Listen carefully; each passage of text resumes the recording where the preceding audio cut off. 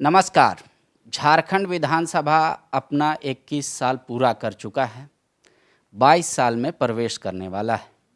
इस समय हमारे साथ झारखंड विधानसभा के स्पीकर हैं रविंद्र नाथ महतो जी। पहले तो आपका बहुत बहुत स्वागत है और आपको बधाई कि नए विधानसभा में बतौर स्पीकर रहते हुए आपने जो इतना अच्छा संचालन किया 2 वर्षों में, और अब आप स्थापना दिवस आ गया है। हर साल की भांति इस साल भी हम लोग स्थापना दिवस का पालन करने जा रहे हैं और आगामी काल यानी 22 तारीख को हम लोग झारखंड नए विधानसभा परिसर में ही इसका आयोजन किया है। और स्थापना दिवस में विधानसभा के अंदर जो जो काम होता है, जैसे कमेटी बनता है और कमेटी के निर्णय के अनुकूल जो विधायी प्रक्रिया में निपुण होते हैं और विधायी आचरण में भी जो अच्छे होते हैं, ऐसे विधायकों को उत्कृष्ट विधायक सम्मान प्रदान की जाती है और इसका प्रक्रिया भी पूरी हो गई है। और कल इस समारोह में हम लोग उनका जो सम्मान है प्रदान करने का काम करेंगे।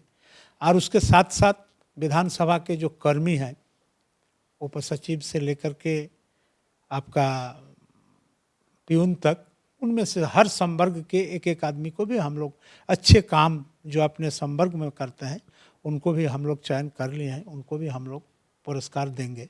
और साथ साथ राज्य के अंदर में जो खेल के दुनिया में अव्वल आए हमारे बेटा बेटी यानी झारखंड के सपूत, उन लोगों को भी हम लोग अपने विधानसभा के मंच में पुरस्कार देने का काम करेंगे। और इस बार शिक्षा जगत से जुड़े हुए जितने राष्ट्रपति अवार्डेड शिक्षक हैं उनको भी हम लोग सम्मान देने का निर्णय लिया है, चाहे वो पहले कभी भी अवार्डेड हुए। हाँ, हम लोग अपने राज्य के अंदर में वैसे लोगों को भी निमंत्रण किया है, उनको भी हम लोग सम्मान देंगे। और विशेष करके जो सेना अपना प्राणों की आहुति देश के सीमा पर जान के कीमत पर करते हैं और झारखंड के हैं, उनको भी बुलाने का काम करेंगे। और राज्य के अंदर में जो नक्सली गतिविधि में अपना प्राण गंवाए हैं उनको भी सम्मानित करने का काम करेंगे। और एक विशेष इस बार हम लोगों ने जोड़ा है, जो इस बार जो टीकाकरण का जो चला परिपाटी, और टीकाकरण के परिपाटी में जो जिला सबसे ज़्यादा टीकाकरण कराने में सफल हुआ है उनको पहला और एक फिर सेकंड और थर्ड यानी 3 जिला के हम लोग सम्मानित करेंगे। और ये पुरस्कार उन तीनों जिला के माननीय डीसी के हाथों हम लोग जिला के नाम सौंपने का काम करेंगे सर, और इसमें बतौर मुख्य अतिथि के रूप में हमारे राज्य के राज्यपाल महोदय आएंगे, माननीय मुख्यमंत्री हेमंत सोरेन जी भी उस मंच में रहेंगे, मंत्रिमंडल के तमाम सहयोगी मंत्रीगण रहेंगे और झारखंड विधानसभा के जितने माननीय सदस्य हैं सारे लोगों के उपस्थिति में ये कार्यक्रम होगा और गण्यमान्य व्यक्ति भी उसमें रहेंगे। सर, पहले ये परिपाटी थी कि जो बिरसा मुंडा उत्कृष्ट विधायक का सम्मान मिलता था वो एक राशि और शॉल देते थे। पिछली राज्यपाल ने कहा कि कुछ स्मारक इस तरीके से दिया जाए ताकि ताउम्र रखा जाए, तो क्या विधानसभा ने उस पर भी ख्याल रखा है?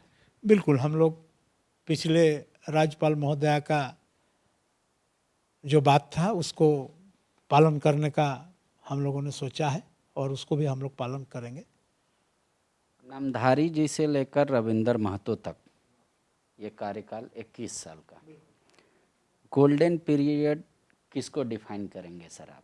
या आपको लगता है अभी गोल्डन पीरियड कुछ भी नहीं था, आगे हो सकता है? नहीं, इस विषय पर तो हमारा आकलन सही नहीं होगा। इसका आकलन आप लोग कर सकते हैं, जनता इस राज्य के इसको आकलन करेंगे कि किस समय में विधानसभा किस ढंग से चला। और चूंकि मैं उस आसन पर बैठा हूँ इसलिए मेरा इसमें कहना बहुत उचित नहीं होगा। पहली बार ऐसा देखा गया कि आपने युवाओं का एक ग्रुप तैयार किया और उनको एक तरीके से कह ले विधायक बनाया, डिबेट कराया, तो वो उसके पीछे क्या क्या मोटिव था? युवा राजनीति के प्रति आकर्षित हों या विधायकों को सीख मिले कि ऐसे भी सदन चल सकता है?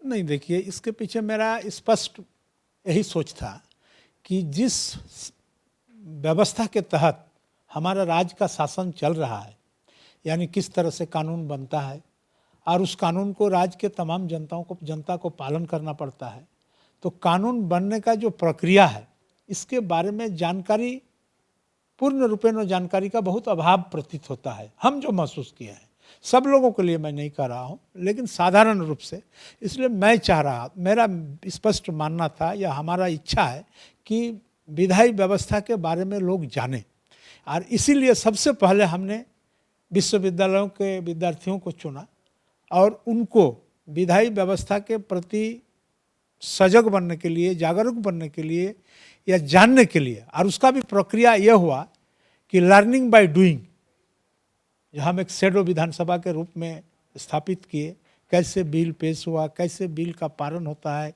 कैसे हम उसको फिर कानून का रूप लेता है और कैसे राज्य के जनताओं को उस कानून का पालन करना पड़ता है, इनका एक प्रत्यक्ष ज्ञान, प्रैक्टिकल प्रायोगिक ज्ञान देने का एक प्रयास किया। और मैं समझता हूँ कि इसका व्यापकता का भी आवश्यकता है। सर, विधानसभा में जो इन 21 सालों में विधायक के द्वारा आचरण हुआ, कई जगह कुर्ता फाड़े गए, जूता चला, कागज फाड़ा गया, इन सब के बावजूद आज भी विपक्ष और सत्ता पक्ष के विधायकों को ये यकीन रहता है कि जब हमारा कोई नहीं सुनेगा तो सत्र में हमारा सुना जाएगा। इसके पीछे की खास वजह आप क्या मानते हैं?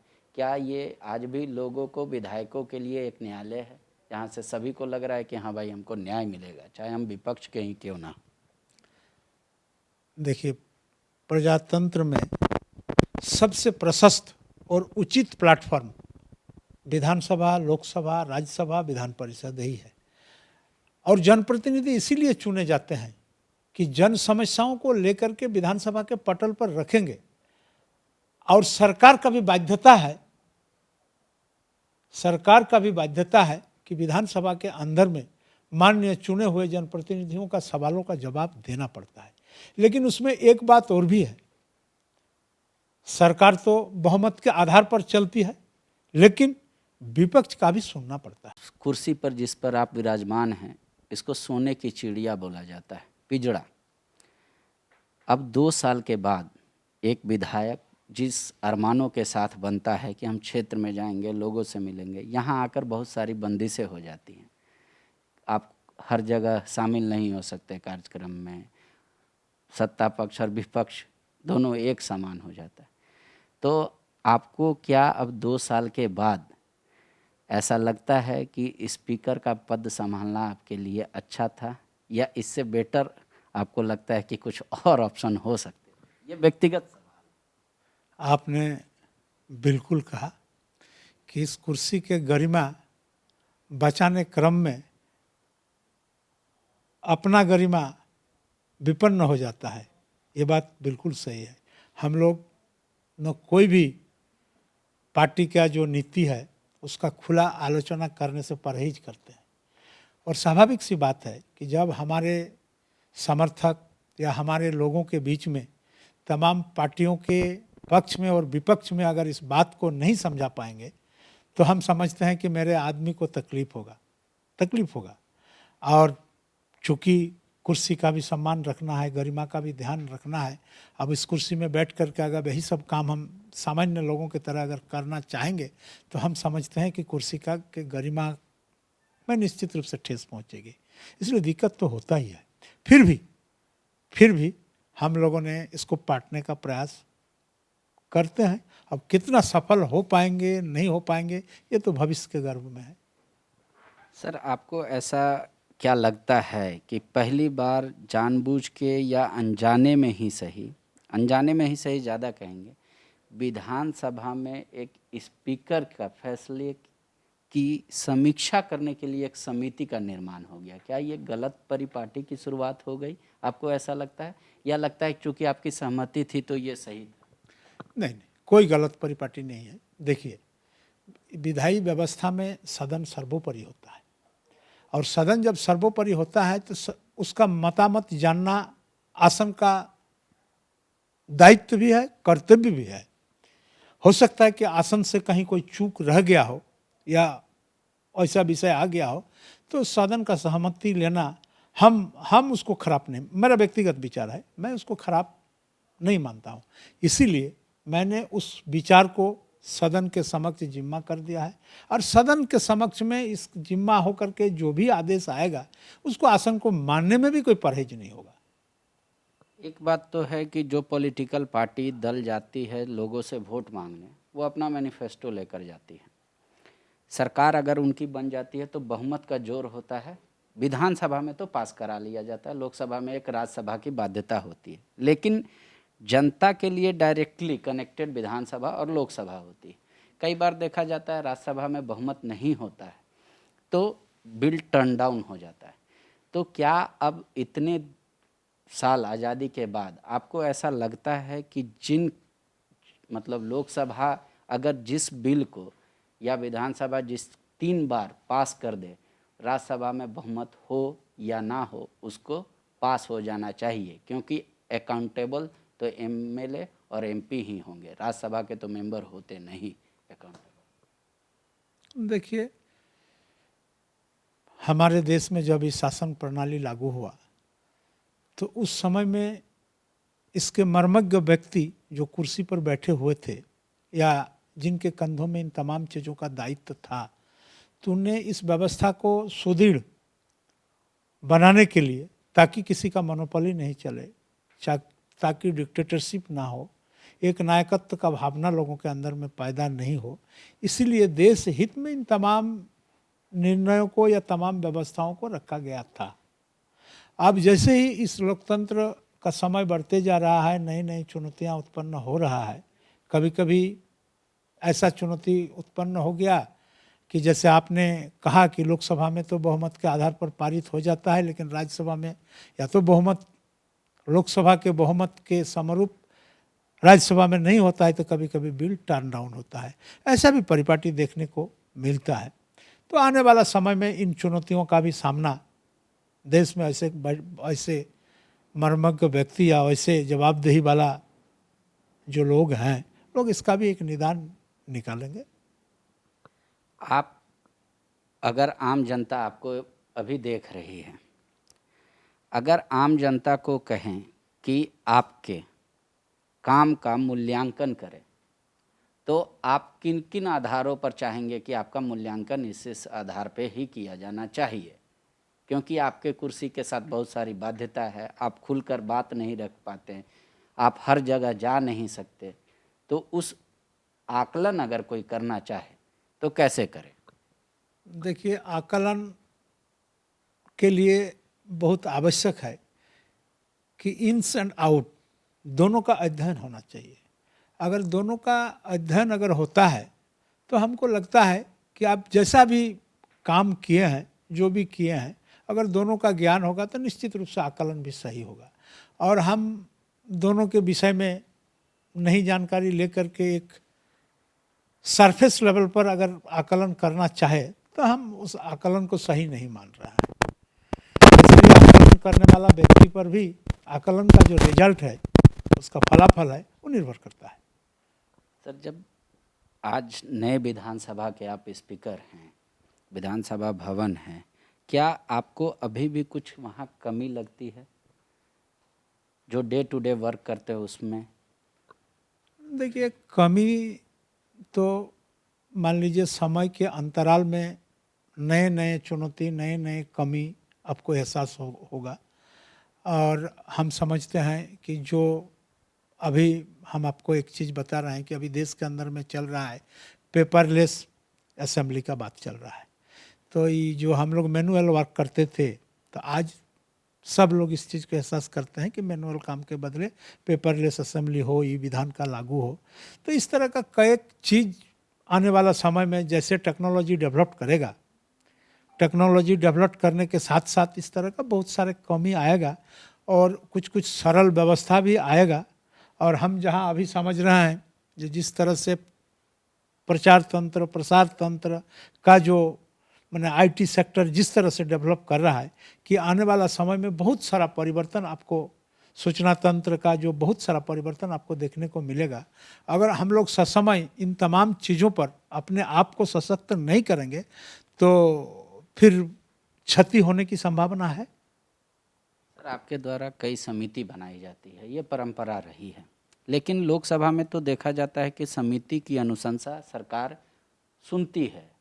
यहाँ समिति जो बनती है या कार्य करती है, उसका फलाफल बाध्य नहीं है सरकार कि हम मानेंगे नहीं मानेंगे, वो सरकार पे ऊपर निर्भर करता है, उस पर डिस्कशन भी नहीं होता है फाइंडिंग।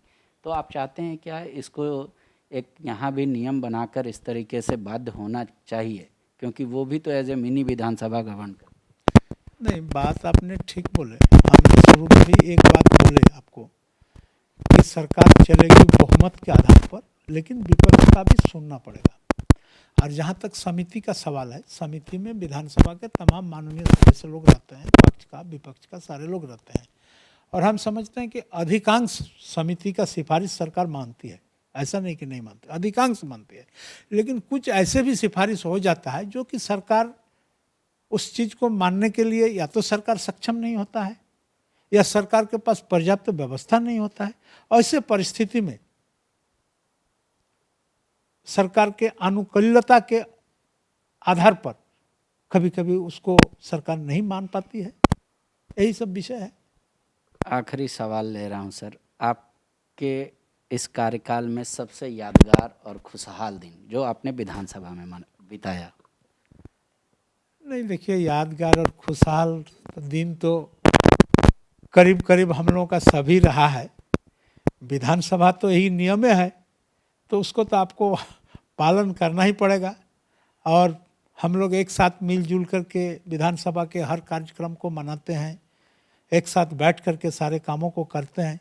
हम समझते हैं कि यही सबसे अच्छे दिन के रूप में है।